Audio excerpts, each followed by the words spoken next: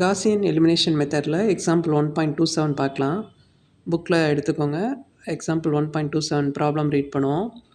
Solve the following system of linear equations by Gaussian elimination method. 3 equations கொடுத்துருக்காங்க. 3 unknown இருக்குது, X, Y, Z. So first நம்ம வந்து இந்த linear சிஸ்டத்தோட ஈக்குவேஷன்ஸ்க்கு கரஸ்பாண்டிங் மேட்ரிக்ஸ் ஃபார்மேட் எழுதணும். அதுக்கப்புறமா அதுலேருந்து ஆகுமெண்டட் மேட்ரிக்ஸ், அதுதான் லெஃப்ட் சைடு இருக்குது. ஸோ ஆகுமெண்டட் மேட்ரிக்ஸ் எடுத்துகிட்டு அதை row echelon form, that is upper triangular மேட்ரிக்ஸாக மாற்றணும். இதுதான் வந்து நெக்ஸ்ட்டு டார்கெட்.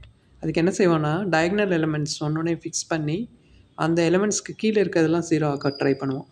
ஃபர்ஸ்ட் ரோவை யூஸ் பண்ணி ஃபர்ஸ்ட் காலமில் 4 கீழே இருக்கிற எல்லாத்தையும் 0 ஆக்கணும். சிமிலர்லி செகண்ட் ரோவில் டயக்னல் எலிமெண்ட் 5 கீழே இருக்கிற 9 0 ஆக்குவோம். ஸோ அதுக்கப்புறம் ரோ எக்லான் ஃபார்ம் கிடச்சிரும்.